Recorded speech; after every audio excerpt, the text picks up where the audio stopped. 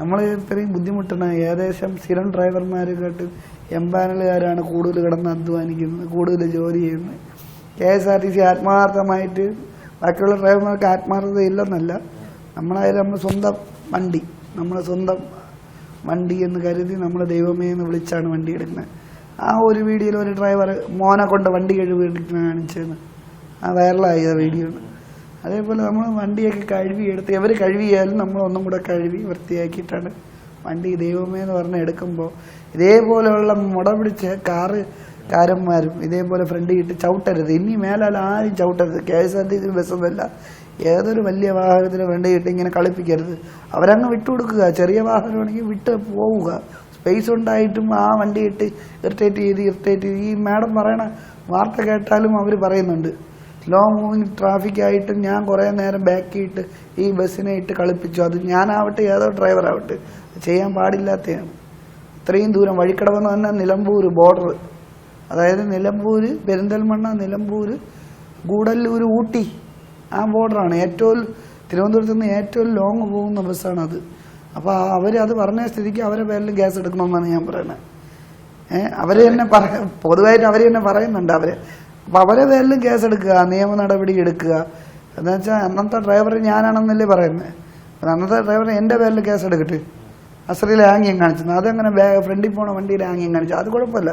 ഇപ്പം എന്തായാലും ഞാൻ ഗ്യാസ് ഇത് ഫയൽ ചെയ്തിരിക്കുക, അതിൻ്റെ കൂടെ ഇതും കൂടെ അങ്ങ് ഫയൽ ചെയ്യുക. അവരെ പേരിലും കേസ് എടുക്കുക, നിയമ നടപടി എടുക്കുക. വണ്ടി അത് ചെയ്യണം. സർക്കാരിൻ്റെ വണ്ടിയെ തടയുന്നതും സർക്കാരിന് അങ്ങനെ മോശമായിട്ട് കാണേണ്ട കാര്യമൊന്നുമില്ല.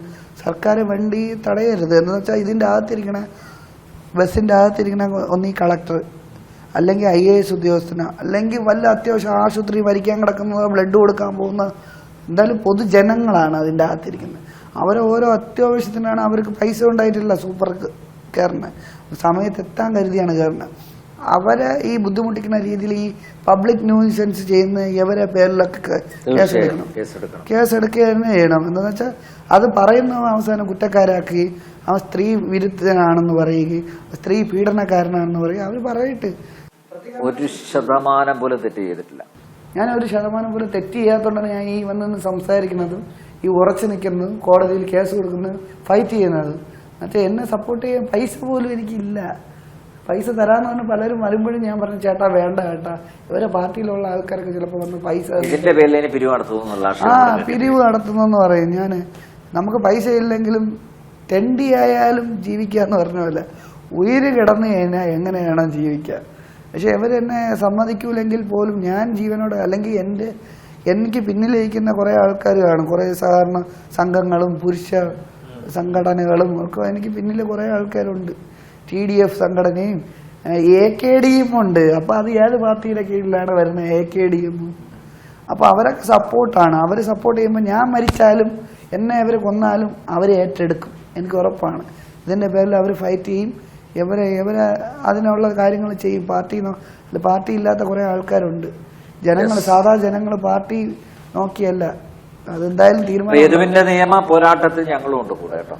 ശരി. ആരുമില്ല, എല്ലാരും ഉപേക്ഷിച്ചു പോകുന്നു പറഞ്ഞാൽ അല്ല, അവസാനം വരെ. ശരി, ആയിക്കോട്ടെ. വളരെയധികം നന്ദി.